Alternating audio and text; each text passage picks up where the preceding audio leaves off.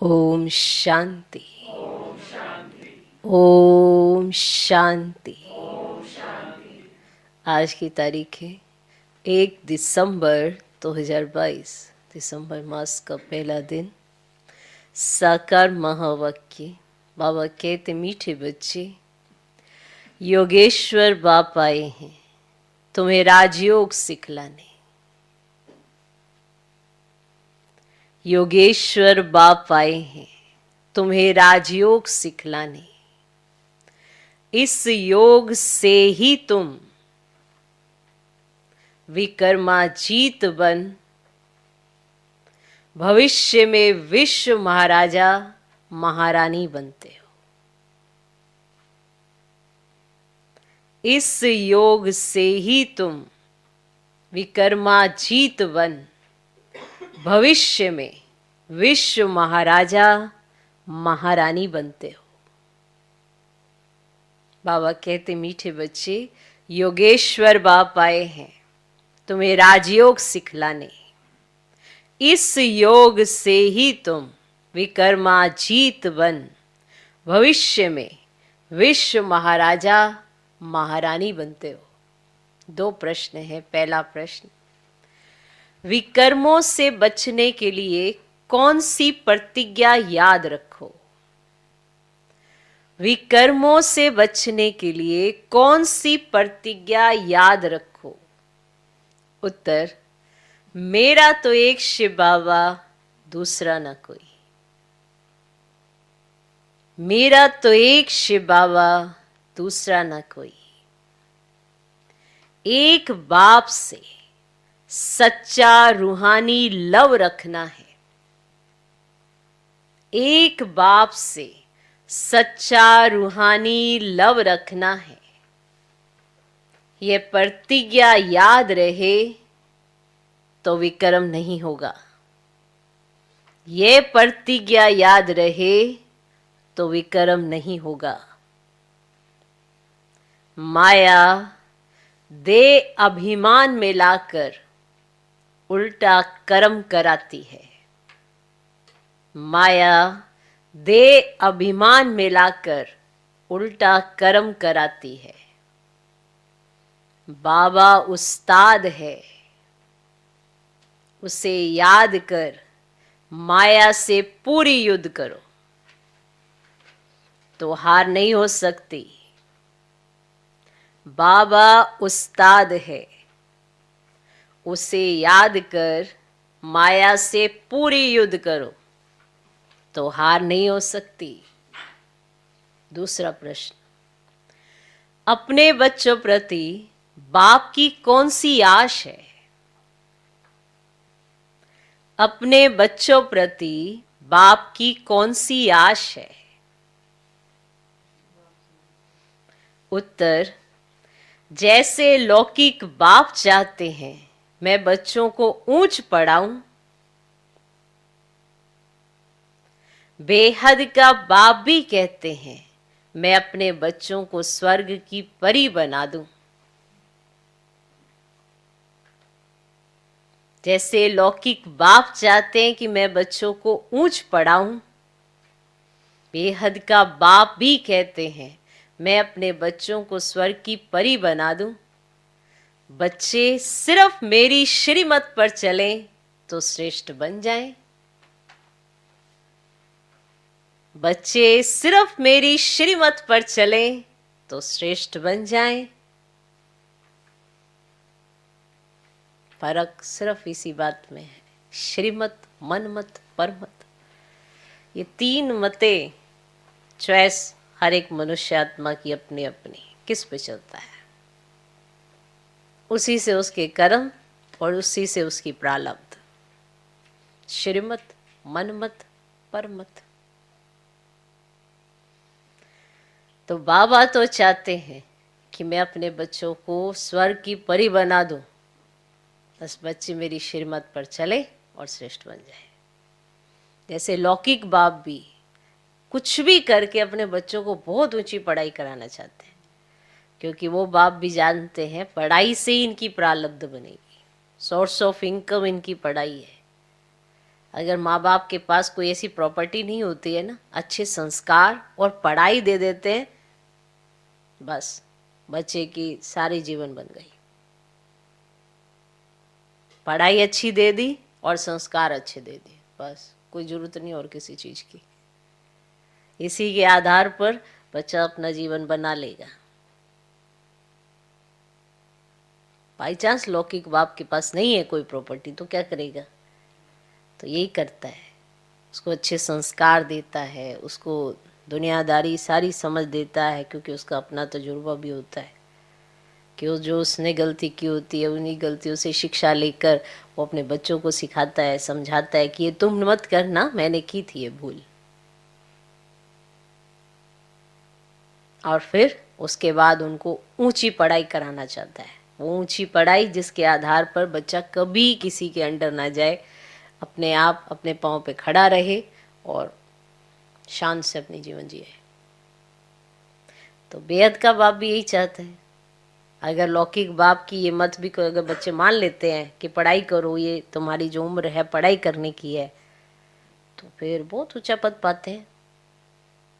लौकिक में भी ऐसा होता है, माँ बाप बच्चों को कहते हैं ना, पढ़ लो पढ़ लो पढ़ लो, क्योंकि ये पढ़ाई करने की उम्र है तुम्हारी।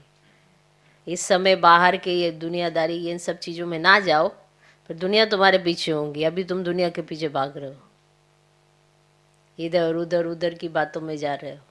फिर जब तुम पोजीशन पे पहुंच जाओगे फिर सब तुमको पूछेंगे, अभी तुम सबको पूछ रहे हो। तो लौकिक बाप भी चाहता है कि मेरा बच्चा ऊंचा पढ़े, ऊंची प्रारब्ध पाए। तो बेहद का बाप भी चाहते हैं ये मेरी श्रीमत पर चले, श्रेष्ठ बने, स्वर्ग की परी बन जाए। तो ये आश है बच्चों के प्रति बाप की। ओके, आज का गीत है तकदीर जगा कर आई हूँ। ओम शांति। मीठे मीठे बच्चे जानते हैं हम अपनी नई तकदीर बनाने यहाँ आए हैं। किसके पास? योगेश्वर के पास, सिखलाने वाले ईश्वर के पास। इसको कहते हैं राजयोग। ईश्वर योग सिखलाते हैं। कौन सा योग? हठ योग तो अनेक प्रकार का है, ये जिस्मानी योग नहीं है। सन्यासियों का तत्व योग, ब्रह्म योग है। अब उनको ईश्वर योग नहीं कहते, तो वो ईश्वर योग तो नहीं सिखलाते।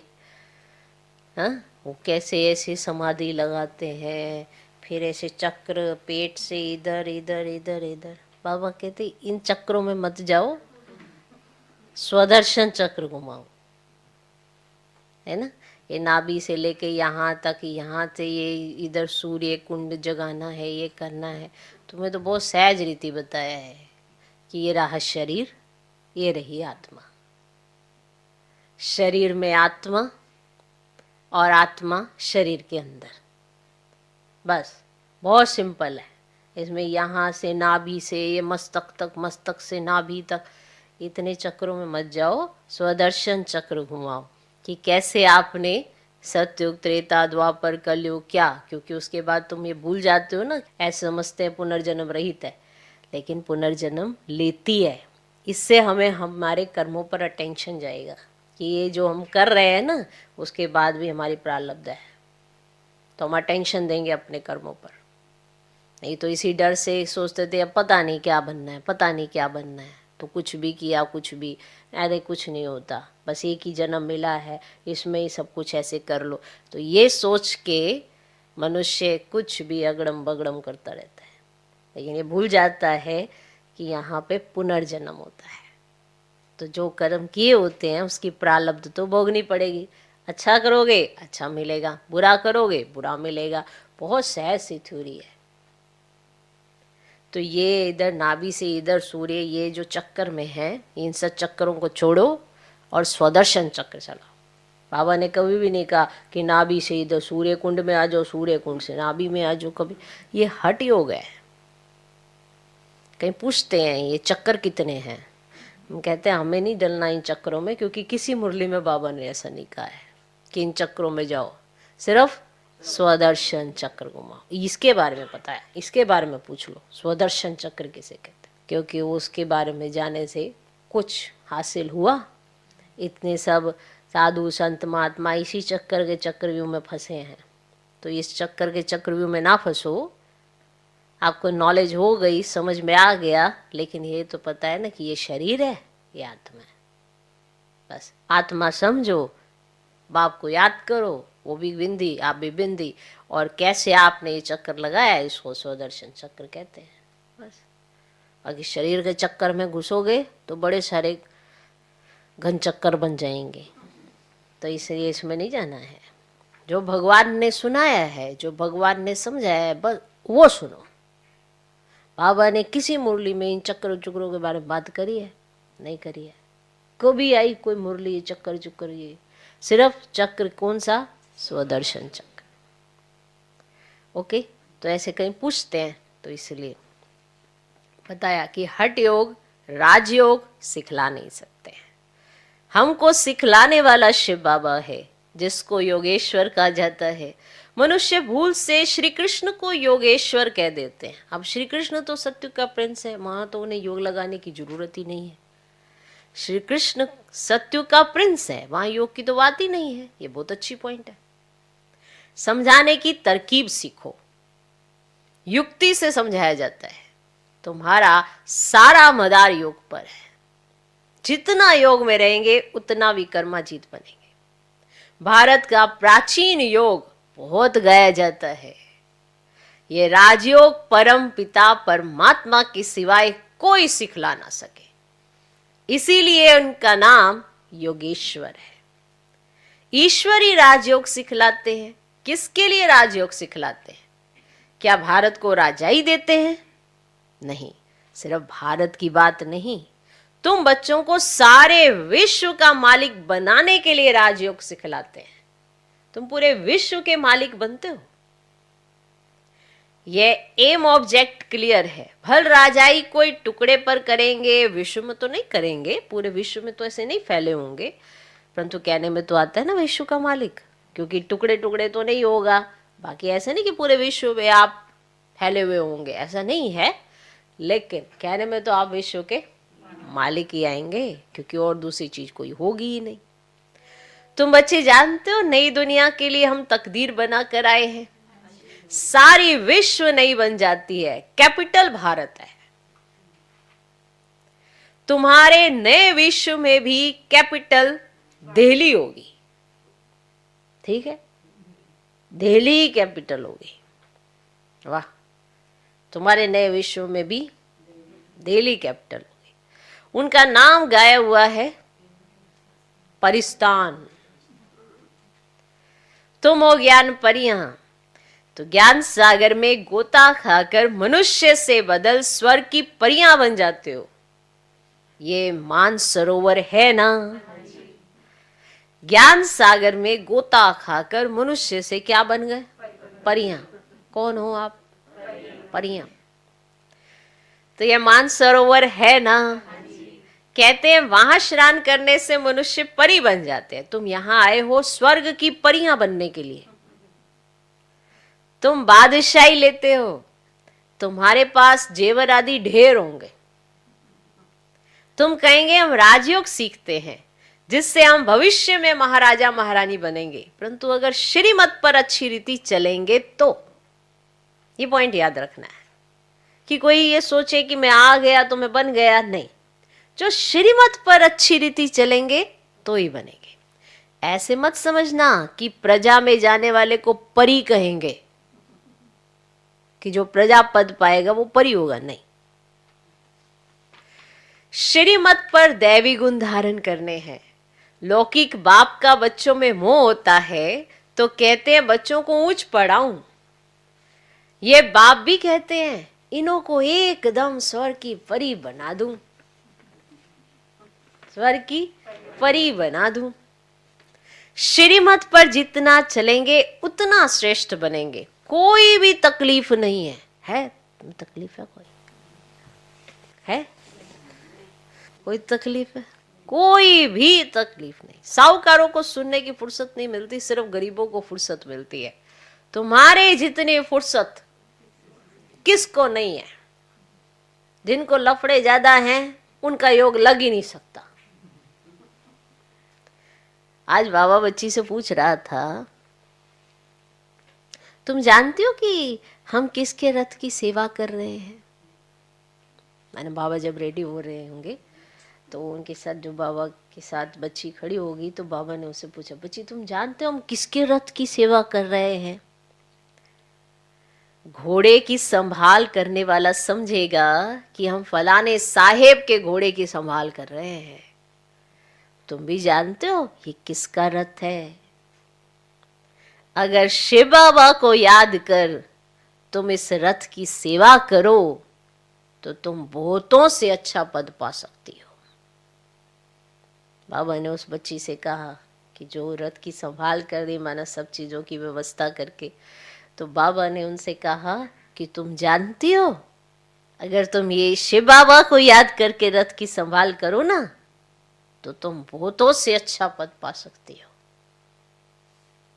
है तो सिर्फ चिंतन ना, कि मैं किसके संग में रहती हूँ, मैं किसकी संभाल कर रही हूँ, कितना ऊंचा मेरा भाग्य है। अपने भाग्य को ऊंचा समझकर फिर रथ की संभाल करना तुम जानती हो? तो बाबा और बच्चे से पूछ रहे थे। अगर तुम ये बात याद रख लो तो तुम बहुतों से बहुत अच्छा पद पा सकती हो। ये हुआ रथ, याद तो शिव बाबा को करना है।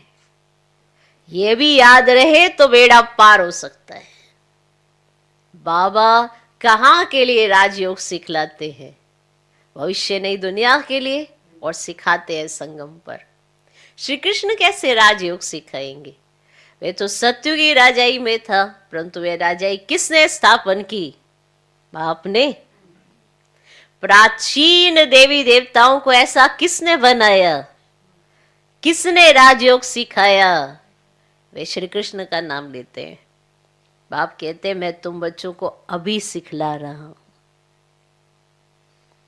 तुम तकदीर जगा कर आए हो भविष्य नई दुनिया में ऊंच पद पाने के लिए। बाप कहते हैं मुझे याद करो तो पवित्र दुनिया का मालिक बनो, और कोई उपाय नहीं। एक तरफ याद करते पतित पावन हो, दूसरी तरफ नदियों को कहते पतित पावनी। कितनी भूल है। बात छोटी है परंतु मनुष्यों की आंख खोलनी है। बाप जब आते आकर समझाते कि पतित पावन मैं हूं, मैं ही तुमको ज्ञान स्नान कराए पावन बनाता हूं।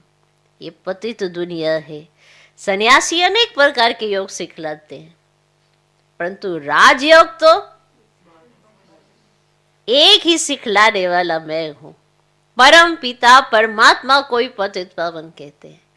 उनको कितना याद करना चाहिए। फिर मैनर्स भी अच्छे चाहिए। हम 16 कला संपूर्ण बनते हैं। खान पान शुद्ध होना चाहिए। कोई झट धारण करते हैं, गाया हुआ है ना सेकंड में जीवन मुक्ति। एक जनक थोड़ी ही होगा, मिसाल एक का दिया जाता है। द्रौपदी एक थोड़ी ही होगी, सबकी लाज रखते हैं। स्त्री पुरुष दोनों को पतित होने से बचाते हैं। गीता में श्री कृष्ण का नाम लिख दिया है। इस समय तुम बच्चे जो कुछ भी करते हो भक्ति में यादगार बनता है। शिव बाबा का कितना बड़ा मंदिर है। जो सर्विस करते हैं उनका नामाचार निकलता है। तुम्हारा दिलवाड़ा मंदिर एक्यूरेट यादगार है। नीचे तपस्या कर रहे हो, ऊपर राजाई के चित्र खड़े हैं।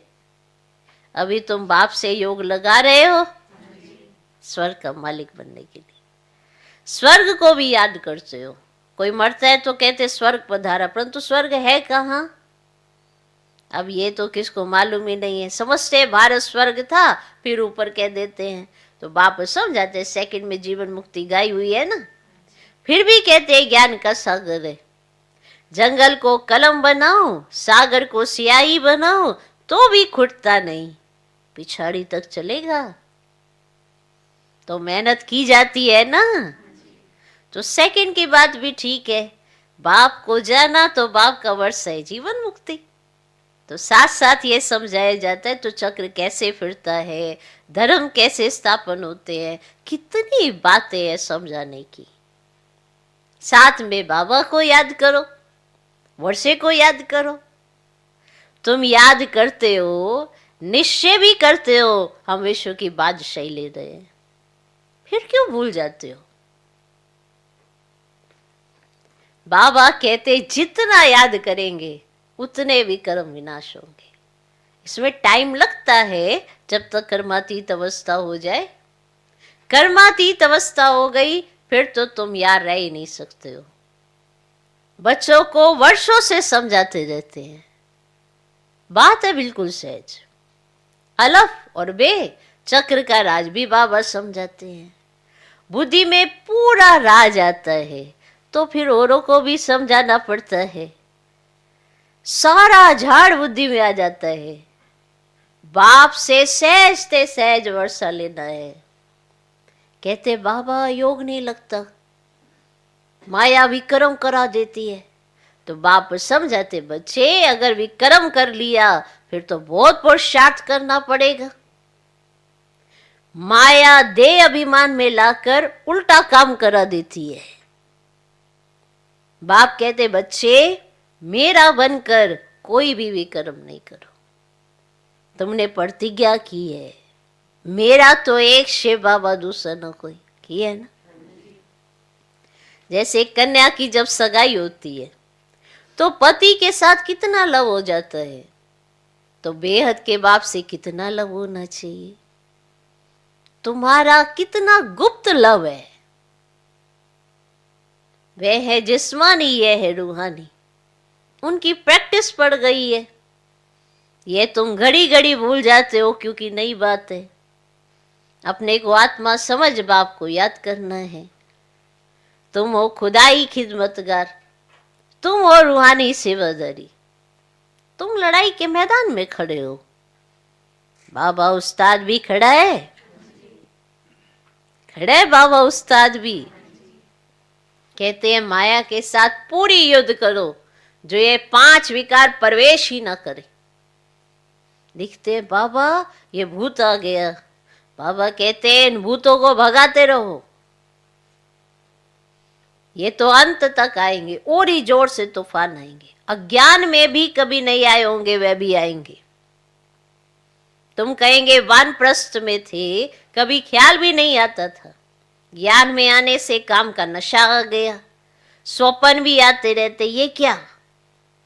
ये वंडरफुल ज्ञान है। कोई मूंझ कर छोड़ भी जाते हैं, बाबा बता देता है तूफान बहुत आएंगे। जितना पहलवान बनेंगे माया बहुत पछाड़ेगी। इसलिए महावीर बन स्थैर्यम रहना है, बाबा की याद में रहना है, कर्म में नहीं आना है। कर्म में आने से विक्रम बन जाता है। बहुत पुरुषार्थ करना है, खराब आदतें निकालनी है। अविनाशी सर्जन जानते हैं, ये बाबा भी जानते हैं। माया के अनेक प्रकार के विघ्न पड़ते हैं। यहां बहुत शुद्ध बनना है। चाहते हो हम सूर्यवंशी बने तो लायक बनना पड़े। अब यह राजयोग प्रजा योग नहीं है, तो पुरुषार्थ कर रजाई लेनी चाहिए। तुम युक्ति से गुप्त रीति से कहां भी जा सकते हो, युक्ति से गुप्त रीति से कहां भी जा सकते हो। बोलो हमको बताओ हम किसको याद करें जो हम दुख से छूट जाए, ऐसी युक्ति से पूछो। भला कहते हैं भारत का प्राचीन योग वे क्या है, तो युक्ति से पूछो। आप हमको राजयोग सिखला सकते हो जो हम राजा बने, ऐसे पूछो। ऐसी ऐसी बातें करते ज्ञान में ले आना चाहिए। तुम ऐसी पहलवानी दिखाओ जो एक ही बात से उनकी बुद्धि ढीली हो जाए। युक्ति वाले चाहिए। तब बाबा पूछते इतने सर्विसेबल बने हो, बहुत संभाल रखनी पड़ती है। सुन रहे मैंने, बहुत संभाल रखनी पड़ती है। दुनिया इस समय बहुत गंदी है। ये भी एक कहानी है, द्रौपदी के पिछाड़ी कीचक लगे। इसीलिए बाबा कहते हैं बहुत खबरदार रहना है।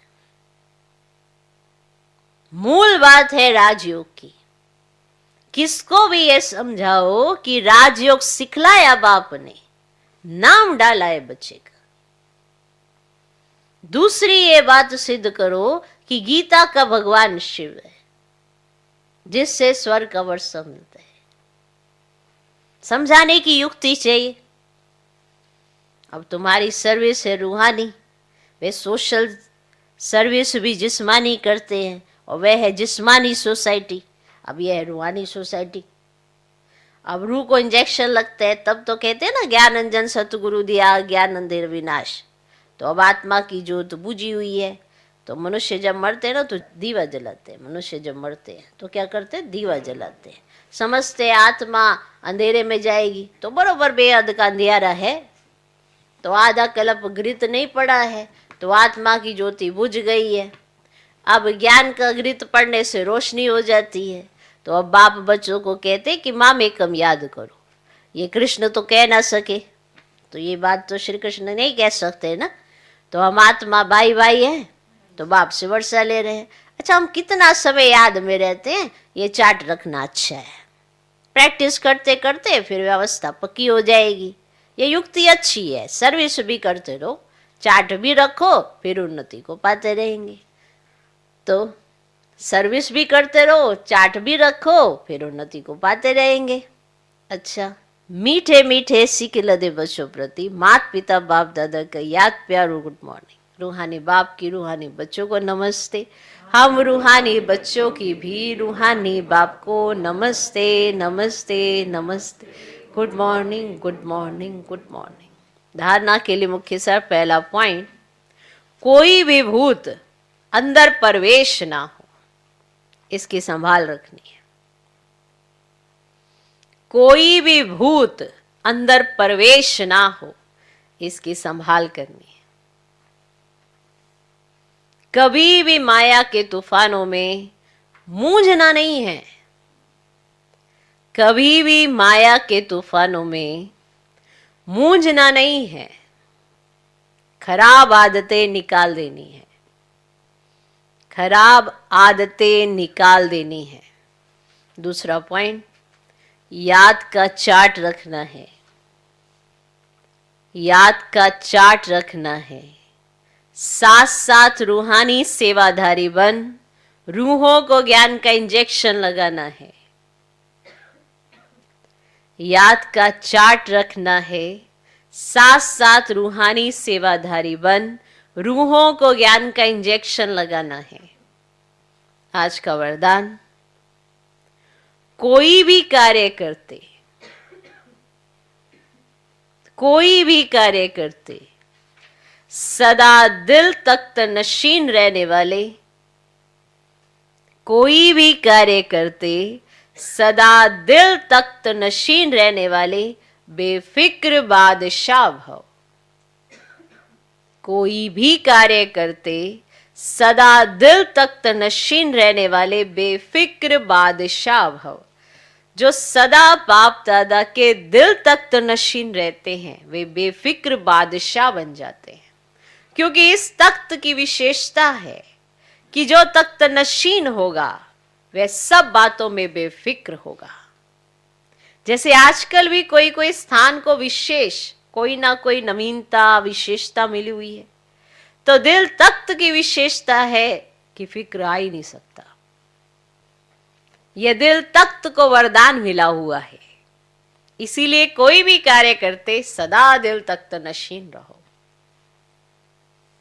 आज का स्लोगन, नंबर आगे लेना है, नंबर आगे लेना है तो स्नेह और सहयोग के साथ शक्ति रूप धारण करो। नंबर आगे लेना है तो स्नेह और सहयोग के साथ शक्ति रूप धारण करो।